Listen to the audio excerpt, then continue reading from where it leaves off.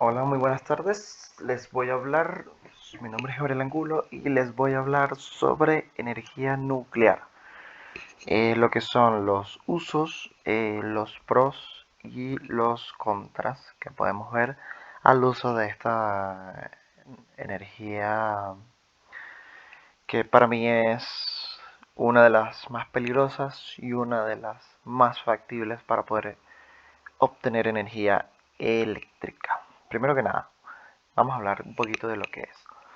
Aquí lo que yo tengo es un esquema de lo que es la energía que es liberada debido a reacciones atómicas. Prácticamente es eso. Pero un concepto que se podemos obtener es que la energía nuclear o atómica es la que se libera espontánea o artificialmente en las reacciones nucleares. Sin embargo, este término engloba otro significado que es el aprovechamiento de dicha energía para otros fines, tales como la obtención de energía eléctrica, térmica y mecánica a partir de reacciones atómicas. Entonces, con respecto a esta energía que se obtiene, energía nuclear, podemos obtener otras energías que son la eléctrica, térmica y mecánica, pero primero tenemos que convertirla o canalizar toda esa energía liberada, ¿verdad?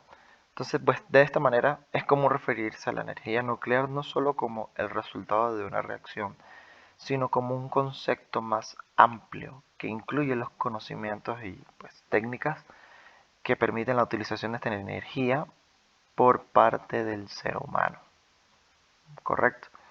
Em, para ser más específico, estas reacciones se dan en los núcleos atómicos de algunos isótopos de ciertos elementos químicos, siendo la más conocida la fusión del uranio, con la que funcionan los reactores nucleares y la más habitual en naturaleza en el interior de las estrellas, la fusión del par deuterio-tritio. Sin embargo, para producir este tipo de energía, aprovechando las reacciones nucleares, pueden ser utilizados muchos otros isótopos de varios elementos químicos, como el torio, como el plutonio, el estroncio o el polonio, ¿verdad?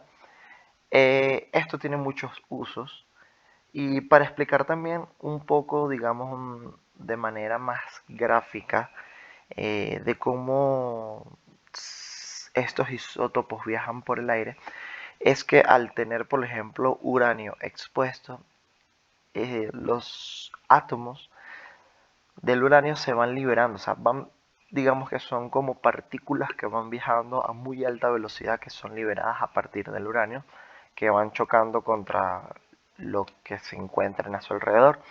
Y para canalizar por lo menos una barra de uranio se usa es el grafito, que es muy duro, y esa es la capacidad de canalizar todas esas pequeñas partículas que se van moviendo a muy alta velocidad a una sola dirección. Eh, por ejemplo, en el caso de una caldera que se calienta debido a la energía liberada por estos isótopos o estas reacciones, estas partículas a medida que van golpeando o chocando o rozando la superficie de una caldera, esto se va a generar es calor, que es la energía térmica esencial para poder generar energía eléctrica. ¿Ok? Ahora vamos a ver un poco de lo que son los usos tecnológicos de, de estos isótopos. Aquí tenemos una foto de una central eléctrica nuclear. Vamos a hablar de ella más adelante, no se preocupe. Entonces, vamos a hablar sobre los usos. El primer uso que tenemos es sobre la generación de electricidad. ¿Ok? Em, por ejemplo, tenemos, tenemos lo que son la generación de electricidad, como lo había dicho, armas nucleares. O sea, sé que no es de manera, digamos, cómoda para, hablar de ello, pero sí, es una utilidad. Se usan para buques militares de propulsión nuclear, aviones militares también con propulsión nuclear, y hemos visto propulsión nuclear civil y propulsión aeroespacial. Vamos a hablar un poquito sobre lo que es la generación de electricidad, ¿ok? Básicamente es una termoeléctrica, pero ¿qué diferencia hay entre una termoeléctrica y una central nuclear? Es el combustible. En una termoeléctrica se usan gases para generar una combustión y de ello calentar una caldera o un ventilador o un motor que gire para generar una corriente de gas o generar vapor, ¿verdad? Entonces, son cuatro objetos que tenemos en un ciclo de potencia debido por lo menos para una central eléctrica, una termoeléctrica. Tenemos es la caldera, que la caldera mueve una, por medio del vapor mueve una turbina y la turbina llega a un sitio, después ese vapor llega a un sitio que se va a una torre de enfriamiento o algo que cambia la desfase ese vapor a líquido y por medio de una bomba se lleva otra vez al, a la caldera. Es lo mismo, es prácticamente el mismo funcionamiento. Lo que pasa es que en vez de usar una caldera, bueno, si se usa una caldera, se usa digamos, unos contenedores en el que se encuentra el uranio o el objeto nuclear. Eh, Estos son barras, ¿verdad? Que como les comenté antes, van liberando su radiación y debido a esa radiación, si se canalizan por medio de tubos, esto genera calor y empiezan a calentar agua por medio de tanques. Al calentar esto el agua cambia de fase, se vuelve de forma de vapor en forma gaseosa y esto por medio de conductos llegan a una turbina que la turbina acciona a un generador por medio de su movimiento y de ese generador llega a un transformador y el transformador lo que hace es llevar la energía eléctrica a nuestros hogares. Aquí pueden ver que aquí donde estoy indicando el número 4 es donde tenemos las barras de uranio y son las que calientan estos tanques con agua y generan vapor para poder mover lo que es la turbina y la turbina mueve el generador. Generador obtenemos una energía eléctrica que se lleva a un transformador y de aquí a nuestros hogares. Ese vapor llega a una torre de enfriamiento, que es esta que está acá, para poder obtener el agua líquida. Porque también se necesita para poder regular la temperatura del uranio, se necesita agua líquida para poder enfriarlo, porque si no si no se tiene control, se generan cantidades de calor muy altas. Armas nucleares. Es inevitable hablar de las armas nucleares, debido a que es un uso hoy en día que se usa. Primero que nada es un arma. Un arma es todo instrumento medio o máquina que se destina a atacar o a defender. Según tal definición existen dos categorías de armas nucleares. Primero, aquellas que utilizan la energía nuclear de forma directa para el ataque o la defensa, es decir, los explosivos que usan la fisión o la fusión. O dos, aquellas que utilizan la energía nuclear para su propulsión, pudiendo posiblemente utilizarla para su detonación. En esta categoría se puede citar los buques de guerra de propulsión nuclear, como son los cruceros, portaaviones y tal. Podemos hablar que la bomba atómica, existen dos formas básicas de utilizar la energía nuclear desprendida por reacciones en cadena descontroladas, de forma explosiva, la fisión y la fusión. Por lo menos si hablamos de lo que es la bomba de fisión, que fue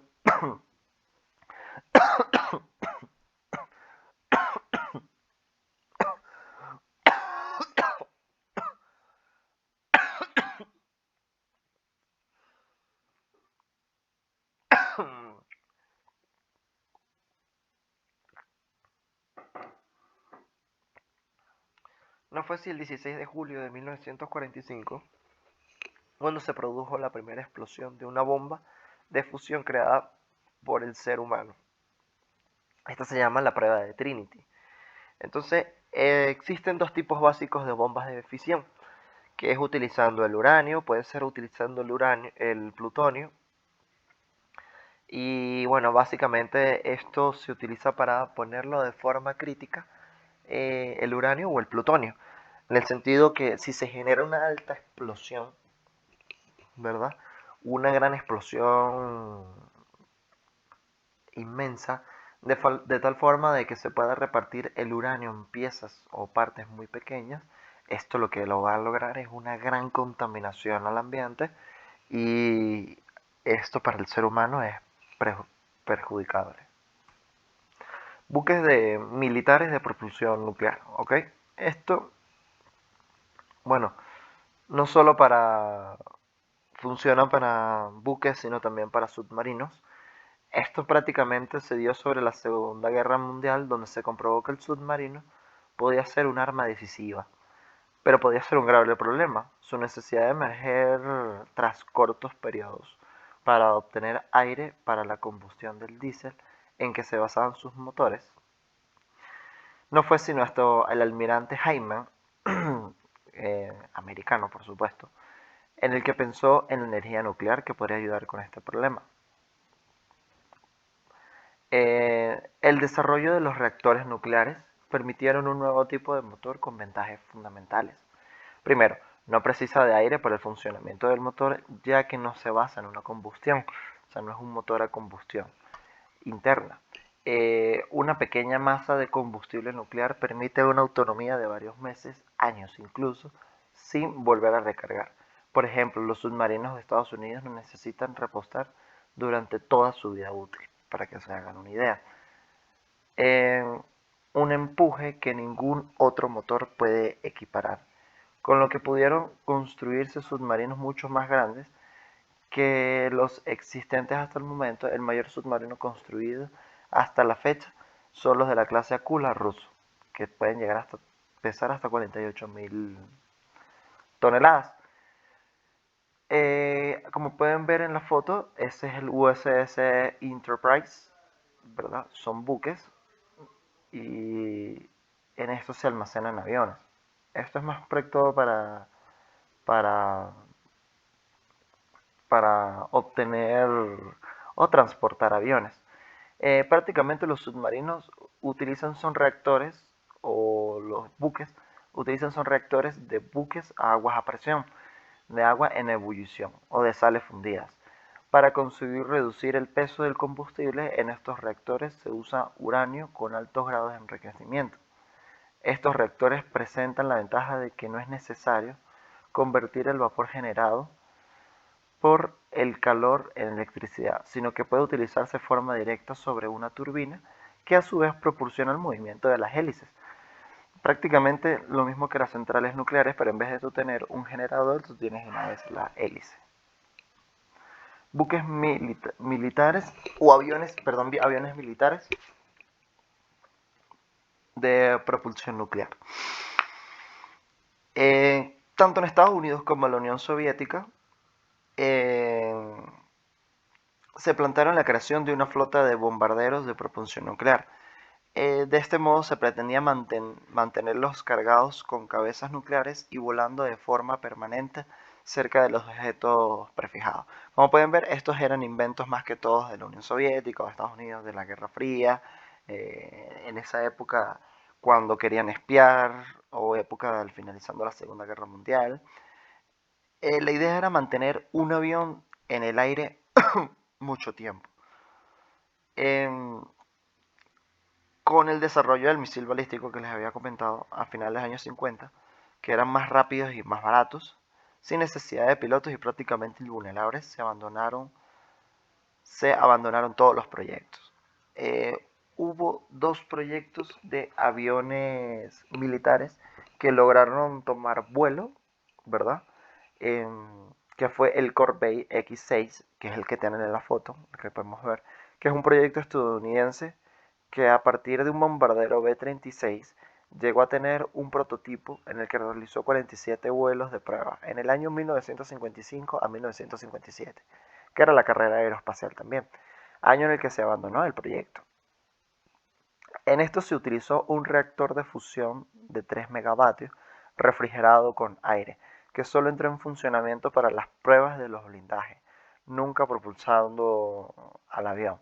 Es curioso porque realmente esto no pasó en la etapa de prueba, era muy peligroso y no era muy, digamos, factible usarlo. Propulsión nuclear civil. Esto sí fue un clásico. Eh, el autopropulsión nuclear, ese es un Ford muy futurista para la época, por supuesto. En- Como en los años 1950 se usaba mucho, o era como que digamos la carrera por la propulsión nuclear, hubo autos que tenían el mismo sistema que los buques. Em, Prácticamente usaban uranio para,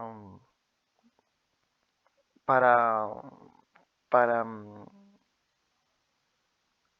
para poder mover unas turbinas, que esto es lo que hacían era por medio de aire, eh, accionar otras turbinas y poder mover el auto. Esto es obviamente lo que era un prototipo en la época. No, nunca se llegó a usar y nunca, porque no era factible usarlo, era muy peligroso. Pero por lo menos sí se usaron en buques cargueros o los rompehielos. Ellos utilizan energías nucleares, pero digamos de una forma no militar, sino de una manera más civil. Agregué esta imagen porque la verdad me pareció muy interesante el diseño futurista de este auto. Propulsión nuclear aeroespacial es un proyecto que aunque existen varias opciones que pueden utilizar la energía nuclear para propulsar cohetes espaciales, solo algunas han alcanzado niveles de diseños avanzados. Por ejemplo, este cohete, el cohete termonuclear, por ejemplo, utiliza hidrógeno recalentado en un reactor nuclear de alta temperatura, consiguiendo empuje de al menos 2 veces superior a las de un cohete hecho por químicos. Este tipo de cohetes se probaron por primera vez en 1959, este es el Kiwi 1 o el ACBB P-02 dentro del proyecto NERVA, pero fue cancelado en 1972. En 1990 se realzó otra vez el proyecto, pero no era bueno, no era factible. Podría ser muy peligroso y no era, digamos, muy eficiente que digamos en los que se utilizan hoy en día. Ok, ¿cuáles son los pros? Aquí es donde viene lo interesante de la energía nuclear. Pros. Generación de electricidad sin emisiones. Esto es correcto. Esto es una de las mayores ventajas que tiene la radiación. Puedes calentar agua sin generar ningún contaminante al aire, que lo puede hacer un motor a combustión o una turbina a gas, una caldera con un mechero. O sea, estas son una de las altas ventajas que tiene la energía nuclear. Y otra aplicación que tiene es la aplicación en la medicina, que gracias a ello podemos utilizar para la radiación para hacer radiografías. En la alimentación se ha hecho estudios que por medio de la radiación se pueden, se pueden, como les, se pueden, por medio de la alimentación se pueden crear como insecticidas para eliminar varios hongos de los cultivos. Esto es uno de los grandes avances que se usó para, para,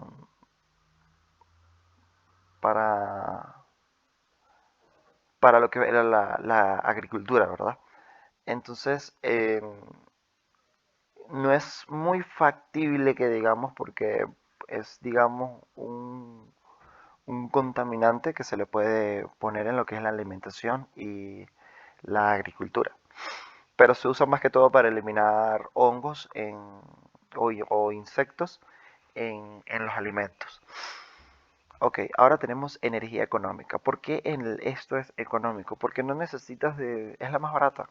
Realmente su diseño es muy económico porque no persistes de un gasto de combustible, solo necesitas agua.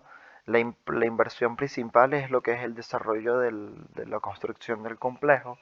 Em, y es muy económica. Realmente es barato mantener esta energía y se puede obtener muchas cantidades de energía y con un solo bloque de uranio pueden durar años y años y años y años y estos nunca se van a desgastar. Contras. Aquí es como que el equivalente, ¿verdad? Porque son inseguras. Realmente son inseguras por mal manejo del hombre. Un caso clásico que podemos recordar es Chernobyl, el desastre que hubo en Chernobyl debido a la mala manipulación del reactor número 6 que explotó y así agregando las cantidades de uranio y creo que era uranio o platino o plutonio, empezó a generar radiación y esto fue alto riesgo para el ecosistema y es altamente dañino para al humano. Te puede generar cáncer, muchos, digamos, es muy dañino porque realmente te destruye la piel. Y en la agricultura se pierde todo, pues, o sea, es realmente mata todo, elimina todo, o sea, todo lo que está cerca de un de una masa radiactiva expuesta al aire, al ambiente, contamina todo lo que hay alrededor, todo se pierde. Y, y es energía económica, pero es muy costosa en el sentido de que tienes que obtener el plutonio, el uranio, y no hay muchas cantidades de plutonio, uranio en el mundo. Y hay centrales nucleares en Latinoamérica, en Estados Unidos, en muchos países que la están utilizando porque realmente es una energía económica, pero como les digo es insegura. Y por ser económica, digamos que puede salir costoso en las medidas de seguridad de esos núcleos. Y bueno, esta fue mi exposición sobre los usos, pros y contras de la energía nuclear. Espero que les haya parecido interesante. Muchísimas gracias.